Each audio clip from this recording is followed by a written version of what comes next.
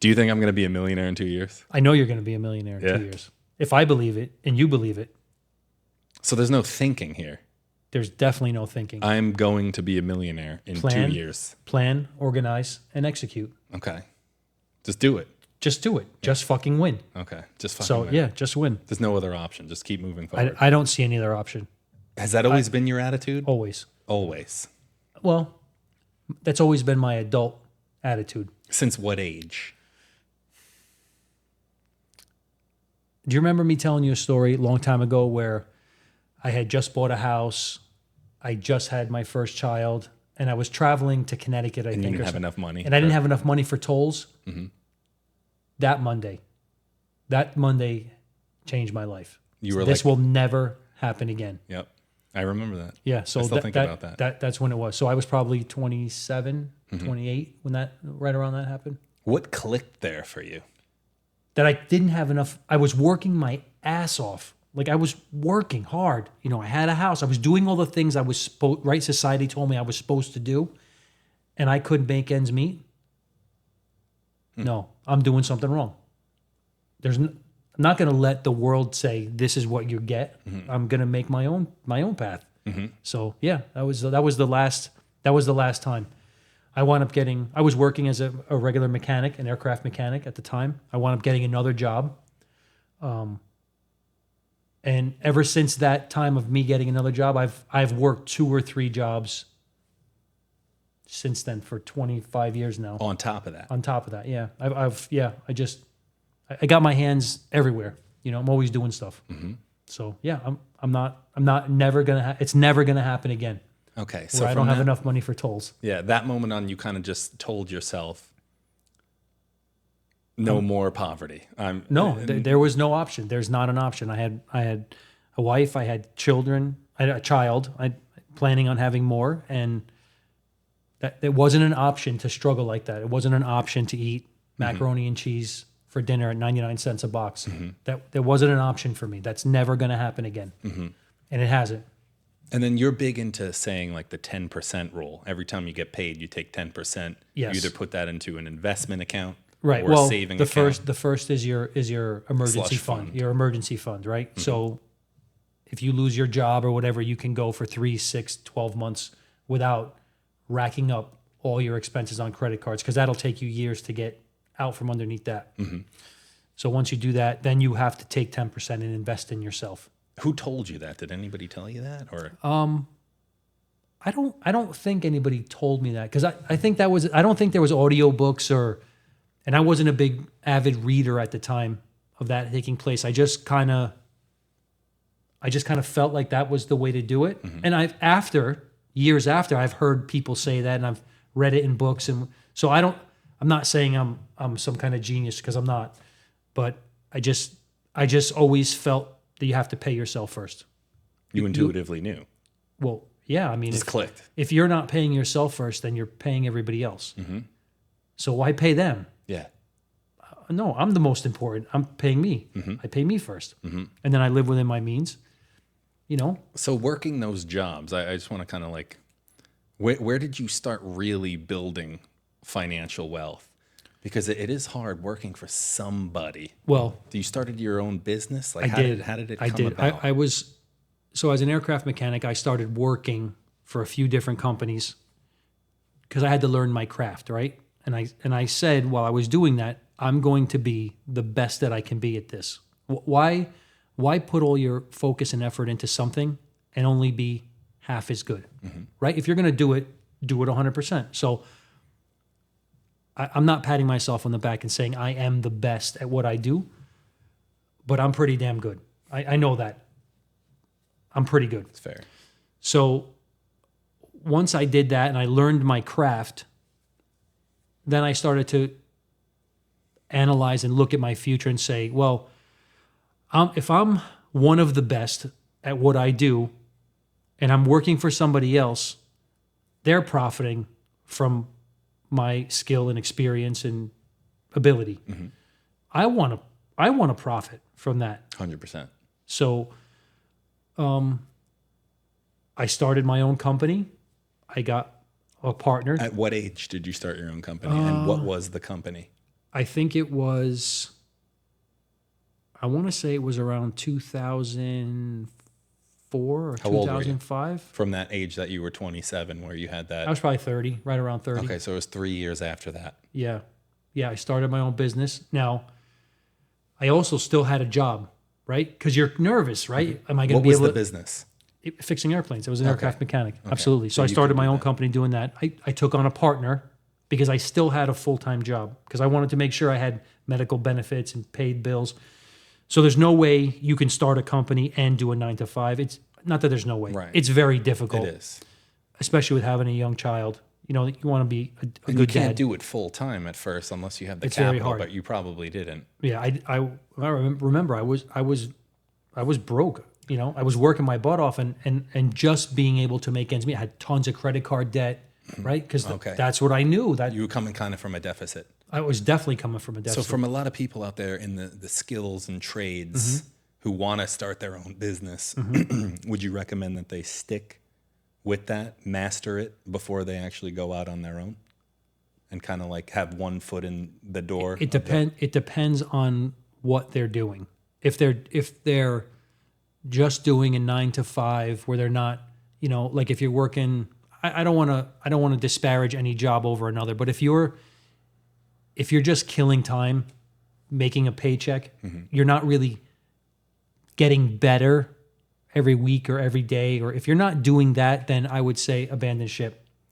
If you're not doing something that you could become an expert at or the best at and be paid accordingly, then I would abandon ship. Right? Your time is your most valuable asset that you have. You only have a certain amount. Some higher being determines what that amount is. You don't even know. So you're saying if you're working like an everyday job, like let's say you're working at McDonald's or like Wawa or something, and you want to start your own business, obviously it's not going to be in owning your own Wawa. Right. You're going to have to start. You have to get a skill-based business, Yeah. right? Yeah. That's my experience. I hope there's other people who can prove me wrong and say, well, I did this and I did this, and please add to the comments. Be a get. Come onto the podcast with us and explain and share your Yeah, experience. share your story. I would love it. I'd love to have somebody here telling their story. I was always skill-based with my hands, with my brains, you know, and I wanted to be the best at what I did. So I had my full-time job, my 40-hour-a-week job, and I was getting better every day, and that paid my bills, covered my medical insurance. I would punch out of that job, right? I was doing my 8 hours. I would leave that, and then I would go to another place on the airport. Dennis Espinosa, you met at the golf outing. He was my partner back then. We both started this, and we started this business kind of just to pay for our road racing track days. We were racing motorcycles as a hobby. So we said, we're going to start this small little thing just to help pay for those costs, right? So not even to No, it wasn't even for that. It was just extra money. Well, because you wanted like just make a little bit extra to. Do you remember me talking about a side? It was kind of like my side hustle, our side hustle. yeah. We were just making enough, but we did it so well that it became our main hustle. And this was being an entrepreneur before the internet was blowing up with all these other opportunities like crypto. Yeah, there was no. Yeah. Not that I don't even remember hearing about Bitcoin at the time when this So all you were started. 30 years old. It was about 2004. I think so. You Yeah, started your first business. What was the name of the business? it was. I can't remember what the name of it was. It was something. It was RAMS. We called that RAMS, and it stood for Rapid Aircraft Maintenance Services. It's still the same business. you Well, have now today. it's Rapid Aircraft Maintenance Services, nicknamed RAMS. So we've changed the name a couple of times.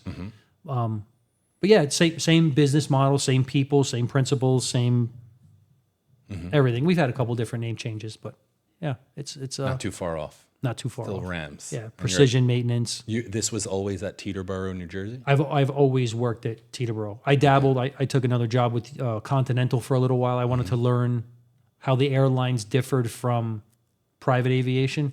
So I went and I would work midnights there for, I don't know, a year or so to learn things that the airlines did that I can incorporate into the private aviation. And then also the things that airlines did that I didn't want anywhere near private aviation. So I wanted to learn that. So I worked midnights. Yeah, I was working a 4-10 rotating. I worked a 4-10s rotating schedule during the day, and then a 4-10s Monday, Tuesday, Wednesday off at Continental All at while Newark. raising 3 children? At the time, I just had one, Okay. and then my daughter was born in there, so within 3 years. Yeah, so I see. yeah, I was busy. I was always out and hustling and working and Okay, making myself better.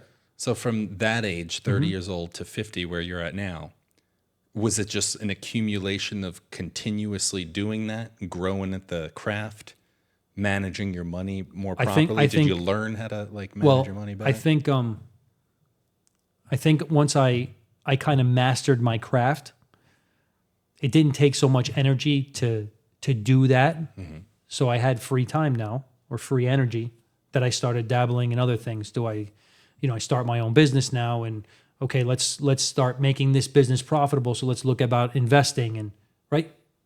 Do you remember me telling you, like, I try to make myself better every day, whether it's listening to audiobooks on my drive back and forth to work, reading, listening to other people's podcasts and information, right? And seeing what I can take from them and apply it to my situation and make it work. Sometimes I take information and it doesn't work. And that's not a failure to me.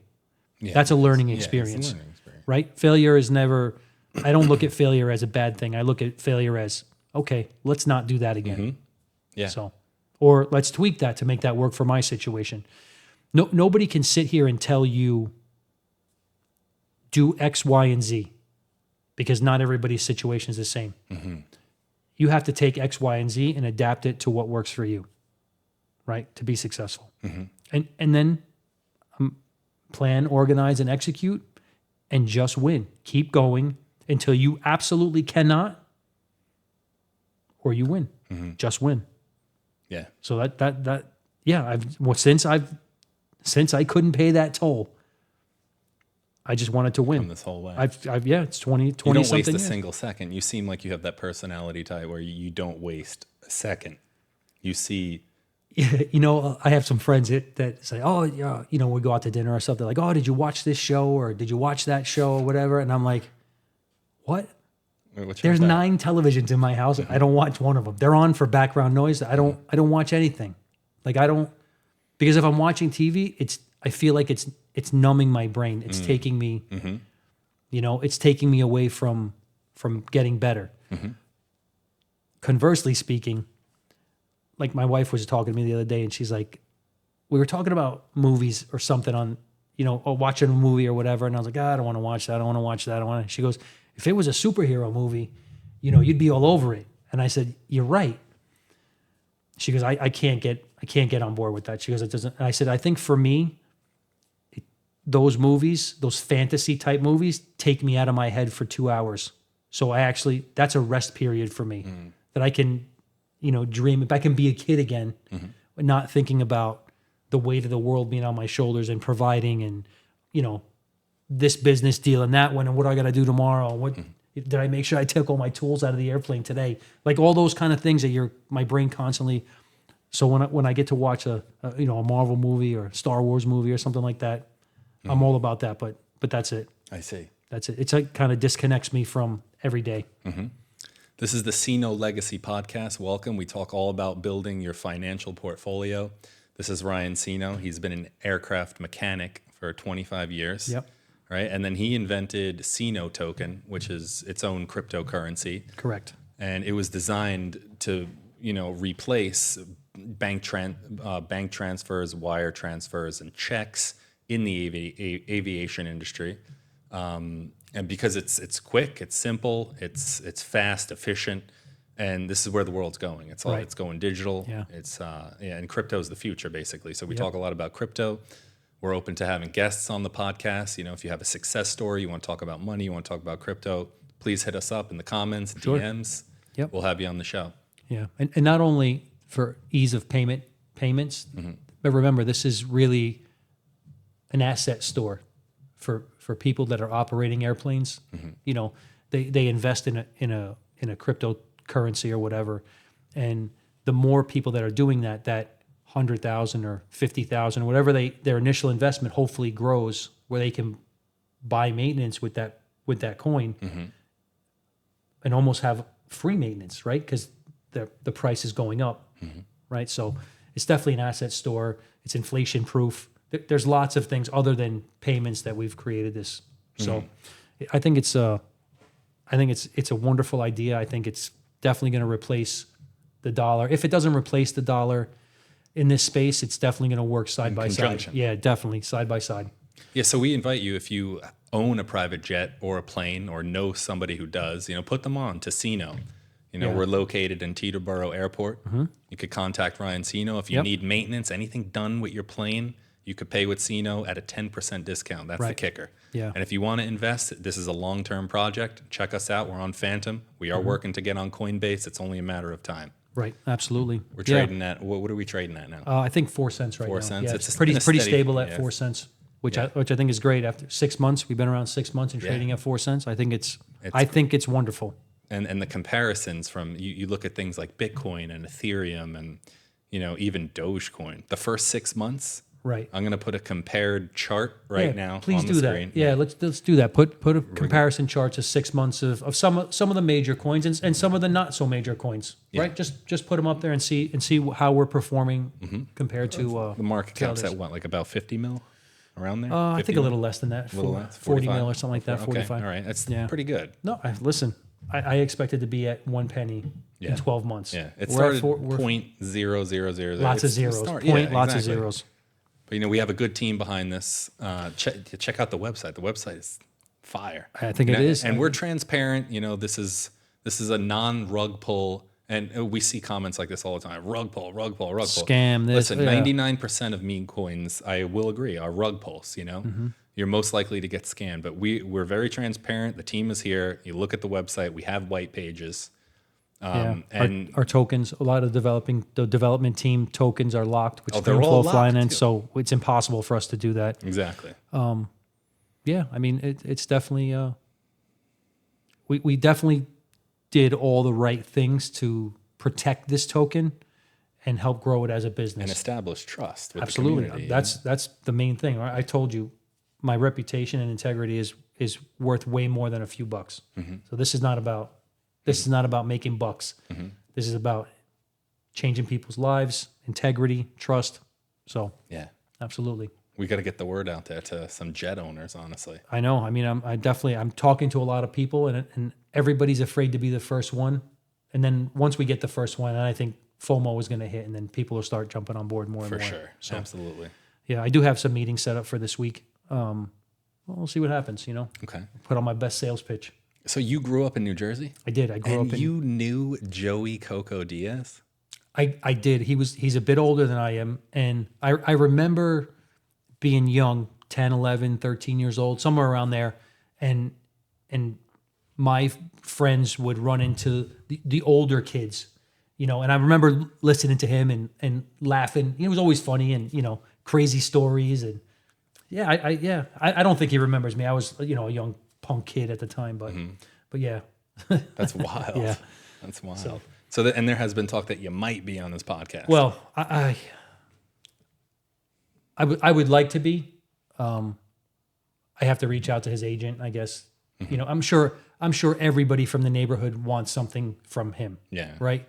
And I don't want to come across that way, but I'm going to reach out and see if he's willing to hear what I have to say, and I'm sure he'll break my balls relentlessly about, but whatever, it's fine. It's Joey fucking Coco Diaz. Now, Yep. Joey hilarious Diaz. guy. So It's funny that you grew up with him. yeah, well, we grew up in the same neighborhood. I grew up in North Bergen, New Jersey. And he tells tons of stories. If you listen to some of his older podcasts about the park and Stonehenge, and there's a big UFO conspiracy that happened in North Bergen. He talked about really? that. Yeah, there's all the spots, and so I'm very familiar with the stuff he talks about. It's almost like it's fun to listen to his stories because it takes me back to being a kid, Yeah. So it's pretty cool. Nostalgic. Yeah, a little bit. So I also want to make a shout out to George from Cryptos R Us. Congratulations on your Clash token. I just wanted to say that a couple of developers from the CINO token are heavily invested in Clash, and we're here to hold. And congratulations and good luck, man. Yeah, I'm excited for that token. Yeah. Shout out to George. All right, so people worry about scams in crypto. Can you explain why locked liquidity makes CINO a safer long-term bet? Well, locked liquidity means that the developer cannot pull all the liquidity out of the token. So the website that I started the token on, I remember talking about this with you on another episode. There, like if you look at our liquidity on like CoinMarketCap or Dex Screener, there's a green bar, like a circle, and it's not all the way. And I went up going to the support page and asking them, well, hey, why is that? And he goes, I don't know why they show it that way, but our liquidity is locked 100%, so you can't pull it all out. So in addition to locked liquidity, the initial token purchase that the development team made, we own quite a bit of the supply of tokens. And the reason we did that is to prevent day traders and rug pullers from collapsing the token. We have every intention to make sure that we do private sales, or if somebody's looking to make a very large purchase but doesn't want to put it all into the decentralized exchange right away, that we'd be willing to trade coins over, and then we would put the cash back in slowly to control the chart. We don't want huge spikes and crashes, so we're doing a lot of things and putting a lot of things in place to protect the token and protect the chart. I see. So yeah, so when you talk about locked liquidity, that's the liquidity is so the development team can't pull everything out of the token, and we can't do that because the tokens that we own are locked with another company. We have no access. It's on the timestamp. Once the timestamp expires, those tokens become available to us again. In discussions that I've had with the development team, we have every intention of relocking. Okay. Or doing something different where that prevents us from doing those kind of things. Whether we have a big customer or customers coming in and say, we want to buy those tokens at a bit of a discount or whatever, we may use that to do private sales as well, and then put that money back into the tokens. I see. All right, we have a question from a viewer for Ryan. If no new coins can ever be made, how does that create value over time compared to cash?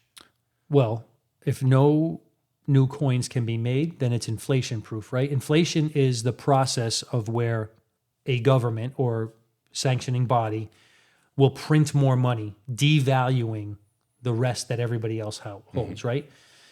With crypto, there's people out there, or there's nobody out there, including us, who can print more coins, right? There's a fixed supply. There's 1 billion coins. That's all it is. And cryptocurrency follows the supply and demand curve. So once that happens, I mean, that's it.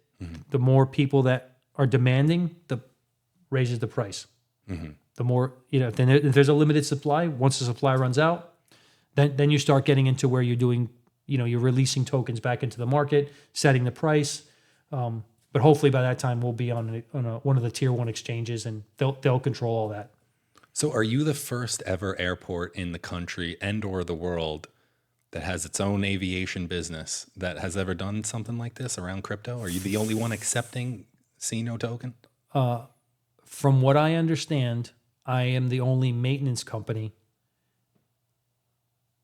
Yeah, from what I understand, I'm the only maintenance company who is willing to accept a token, CINO token, for maintenance and offering a discount. Now, there are charter operators that I have read about, and I've posted articles that they were willing to accept cryptocurrency, various different cryptocurrencies, to pay for charter flights. And their reasoning was that there's a lot of younger people that are looking to pay with crypto instead of dollars, because I'm sure they have a lot of crypto. And once you convert it to dollars, then you get into the whole capital gains tax issue. But if you're giving it to paying for goods and services, then you beat all that. So yeah, as far as your question, I believe we are the first maintenance company that is willing to do it. Although there is a list of companies that are willing to accept. They're on the website. So I know my company, I know what I do. Yeah. There's other companies that are willing to accept it. So I'm definitely the first, but I'm not the only one right now. And we're trying to grow that network. if you're out there and you do maintenance on airplanes or any kind of service and you're willing to accept a token, go on the website, fill out the commitment form, send it to us, and we'll list your information on the website. Spread the word. We'll get it out there. All right. So for any kind of aviation maintenance, they still rely on checks, wires, and invoices, which usually take about 90 days when we're talking large amounts of money. With CINO, it's instant payment. Correct. Example, moving $10,000 in seconds versus waiting 90 days for a check to clear. Could you give us a real-world aviation example where using CINO saves time and money compared to the current system? Well, real-world situation that we deal with quite a bit is an airplane will come into Teterboro Airport, right, from overseas, and they need something done, right, because airplanes have to have certain systems and equipment working for flying. It's not like you can have, an engine fail or a computer on an engine and it fail and then be like, oh, I'll just get it when I go home. Like, you can't fly again without, there's some things that can be inoperative, but a lot of things cannot. So if somebody comes in from overseas, they come in, they request work, we do the work, we generate an invoice right away because they're leaving. I don't want to have to chase somebody in Europe or Africa or South America or anywhere in the world. Right. It becomes very difficult. Time zones, right? I'm calling at noon. It's midnight for them. It's very difficult. So we quickly generate an invoice, hand over the invoice. The customer reviews it with me. We finalize it and make sure that this is the final number, right? Everything looks good. Now they say, okay, I'll have to wire you the money or we'll send you a check. Well, you're leaving. I don't know if I'm ever going to see you again. Am I ever going to get the check? When is your boss going to write the check? How long is it going to take to get to me? If you leave and never send me the check, then I never get compensated for my work and my parts, right? So with CINO Token, here's the invoice. You have a wallet that holds CINO. Here's my address. Send the funds immediately, whether it's 1,000, 10,000, 100,000, $1 million. It doesn't matter. It'll transfer instantly. It's a digital wallet. It's all recorded on a digital blockchain. Absolutely. Doesn't go anywhere. Nope. So that's a real world situation where if I'm waiting for a check or a wire, it might be 2 or 3 days before that actually transfers through. But that flight has to leave. There's a billionaire somewhere who's like, I have more dollars and cents and I want to leave right now. Well, I still need to be compensated for my work, right? So if we can do the transfer instantly, no problem. So that's the real world situation that happens often that I'm trying to address. So only 1% of the world owns crypto. 4.1 trillion total crypto in the market, which means still early. Early investors in Apple, Amazon, Tesla, and Bitcoin made life-changing money. At just 4 cents today, CINO has potential for massive upside. If someone's 50 years old or older and skeptical, how do you explain the long-term wealth potential of holding CINO? That's a great question, because when you were asking about a 50-year-old, I think about the situation that I'm in. Hopefully, most people that are my age have already addressed all their retirement concerns, and they may be very skeptical and say, I don't really know anything about crypto, and I don't want to get involved in crypto because I'm set. Very little of the world is invested in crypto, like you said, right? You read that 1%. 1%. So when I look at that, I can say, all right, somebody who's 50 years old, if you took $1,000, $5,000, $10,000, which should be disposable income at your age, and you invested in certain cryptos, you may not benefit from that personally, but your grandkids, your kids, their kids, right? You can start a generational cascade of where you're taking care of the future, where they don't have to struggle like you struggled. So, people my age are usually set up already and have lived a good life and are ready, right? Ready to go into their golden years. But wouldn't it be awesome to take care of the next 3 or 4 generations, right? If only 1% of the world is invested in crypto. The investment multiplier is astronomical. Imagine if 50% of the world, 25% of the world gets involved in crypto. The numbers spike, the spiking numbers you're going to see, because most crypto is a fixed supply. The more people that buy it, right, the more the price goes up. The more the supply goes down, the price goes up. So your $10,000 investment now, and this is just an estimation. Mm-hmm. I mean, look what this is, all right? Because sometimes we'll get our videos taken down or whatever if I make fanciful claims or whatever. But historically speaking, look what Bitcoin has done. The first 6 months of Bitcoin's inception, it wasn't even valued against the dollar, mm-hmm. and it was pretty much zero. The first trade that happened, I think it was valued at 0.003 cents, mm-hmm. if I remember correct. I could be wrong. But still had no real value.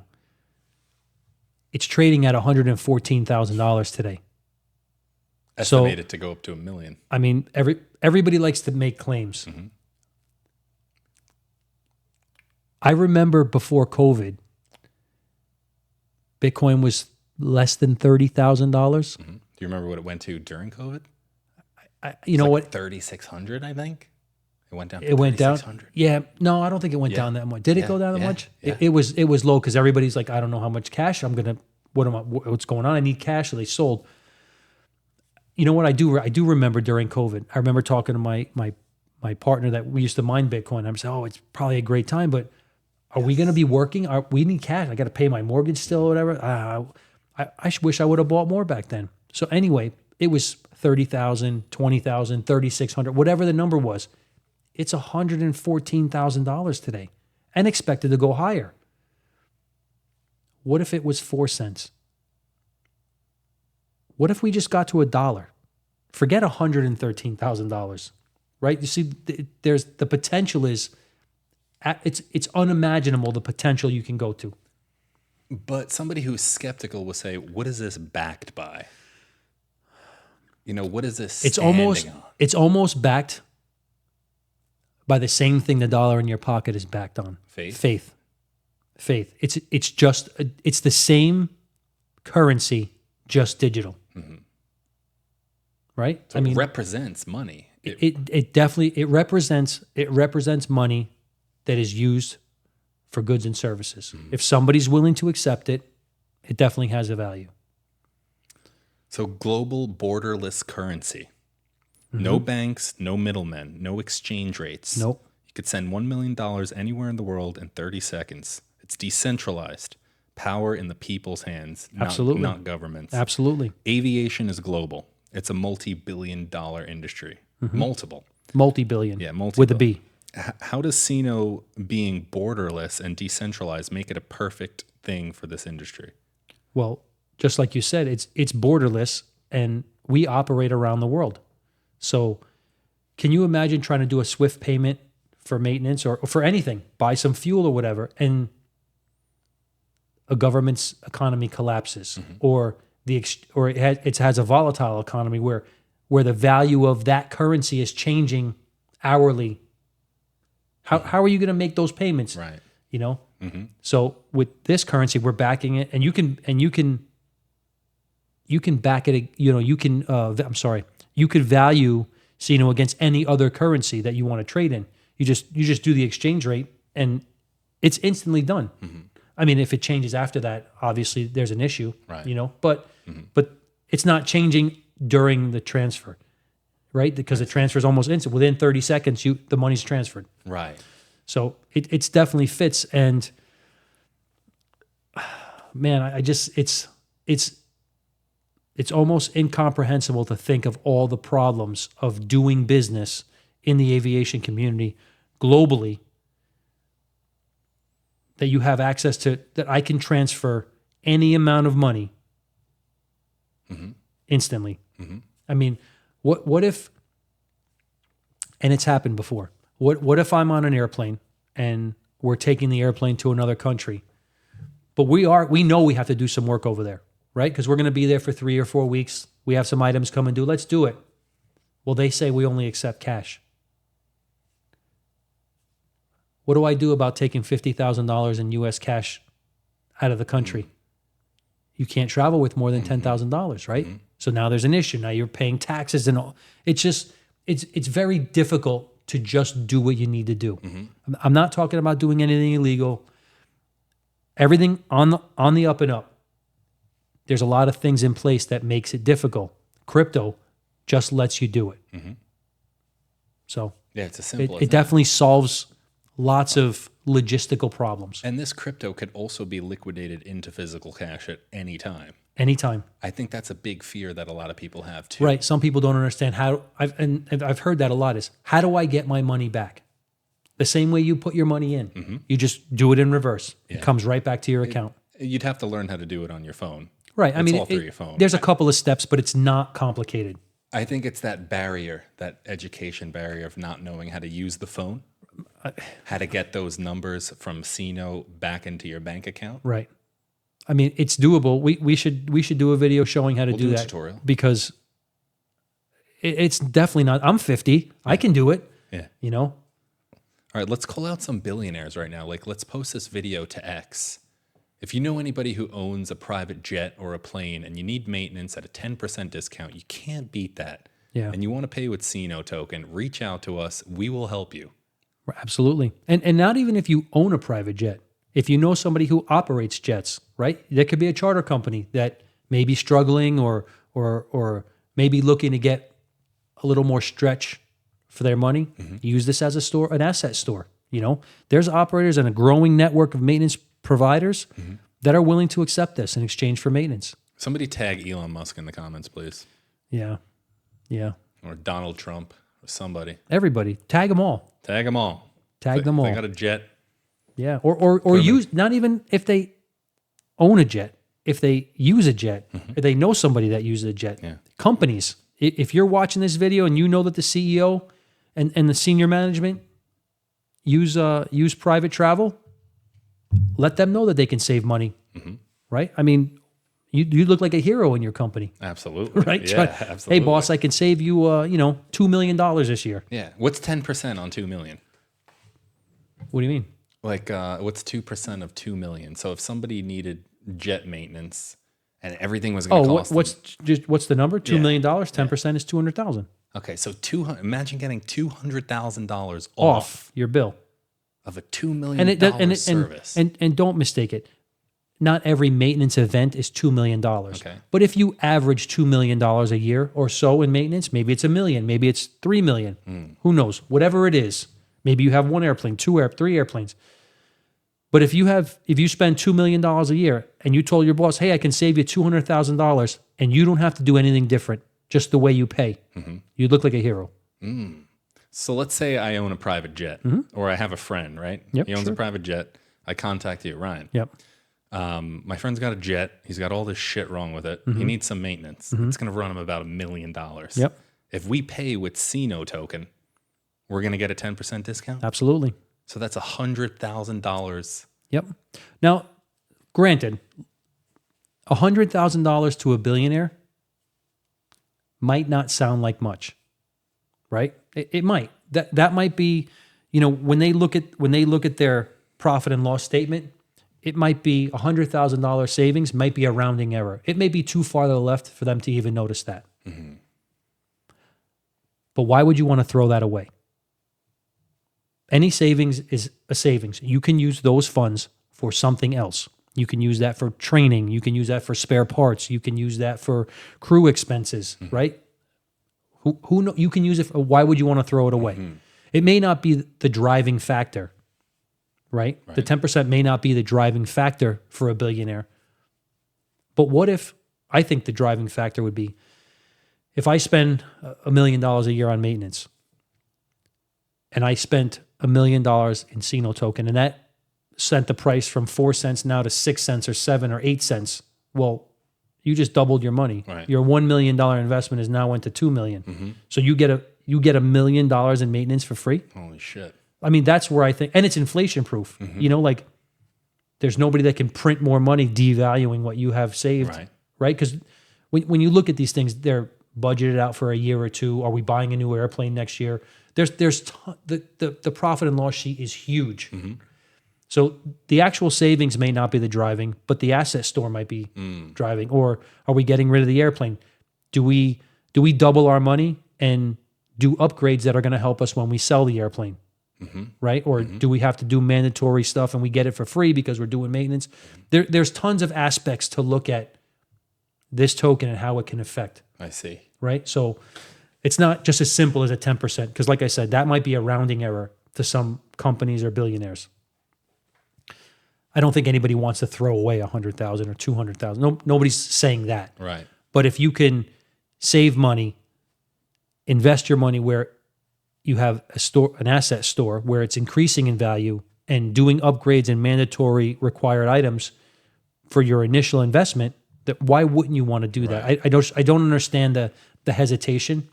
So, I mean, I say this in the meetings that I have, and we talk about things, and there's some guys who are just, I don't know anything about crypto.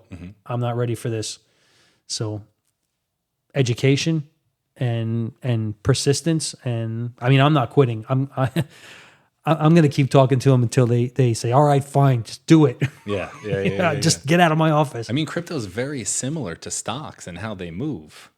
It is it's just that a lot of crypto is, for a long period of time, has been very volatile. Okay. And that scares people, because if it can go up dramatically, it can also go down dramatically. And depending on when you get in, you know, even with the CINO token, we went from, point multiple zeros to 22 cents to 10 cents to 5 cents. Now we're hanging around 4 cents. For a while. For a while now, which I like. I like a nice steady chart. I can show people, look, for the last 3 months, we've been nice and steady. We're not volatile. That helps. That helps build confidence. Absolutely. So, absolutely. Are you confident that we're going to go beyond $1? I am confident that I am not quitting until we get to $1, and then I will kick the goalpost further out. 250. Listen, anything is possible. There's 1% of the world that is invested in crypto. I hate to even guess, because it's unimaginable where you can go. There's 1 billion coins. It follows supply and demand. Can it go to $1? Sure. Can it go to $2? Sure. Will it take a lot to get there? It'll take a lot on everybody's part. Yeah. The development team, the community, investors, the industry. Yeah. But yeah, it can go there. And what's cool about this is we're not even telling people to invest. We're presenting the business idea of what it is. Correct. And it's got utility. It has real world use. Right. That's the thing, is that that's the selling point. Yeah, it's one of the only meme coins, one of the only meme coins that actually has utility and hasn't rugged. It's a long-term investment. And that's one of the reasons that I was so interested in the coin that George just put out from Cryptos R Us. In one of his discussions about his coin Clash, he says that he wants to show people that meme coins do have longevity, that there is a purpose for it. And I'm like, George, that's what I've been trying to tell everybody. I just don't have the audience yet. So when we heard about that, we were like, I like this project. I'm jumping on board. I'm not one to jump on hype coins. I don't. It's not my thing. I remember you told me about it. I was like, all right, so Ryan's saying it's good. It's got to be good. Yeah, let him try it out. Right, everything's a risk, but let's go for it. Yeah. So I'm up. I'm definitely up so far. And I'm holding. Hell yeah. So how could I sell if I expect everybody else to hold my coin? I can't just go around and sell George's coin. Exactly. Exactly. I'm gonna hold as well. Yeah. Yep. We're gonna build and build and build. Hell yeah. So buy the dips. Yeah, buy the dips and Absolutely. Hold strong. Yep, absolutely. Thank you, everybody. Thank you for visiting the podcast and watching. I know everybody's most valuable commodity is their time. Thank you for giving me some of yours. I hope you learned something. I hope you have some questions. Please hit us up if you want to be a guest. If you have a story to tell, you can come to the studio. You can make a video message and send it to us. We'll definitely blend it in. We are looking for any and all long-term investors who believe in the token and believe in the utility. Yeah, I mean, That's pretty good. You can edit that up a little bit. Enthusiastic entrepreneurs are welcome on this. Yeah, absolutely. Anybody that wants to talk money, crypto, hit us up and we will get you on the show. Absolutely. And thank you for tuning Absolutely. And if you're viewing us and you want to sit me down on your show and you want to ask me questions or you want to put me in front of a panel or whatever, I'm an open book. I'm here. I'm more than welcome to do a little traveling and come visit your site. You know. So if that's something you're interested in, let us know. I'm willing. Awesome. All right. Thank you, everyone. Thanks for giving me your time. Thank you.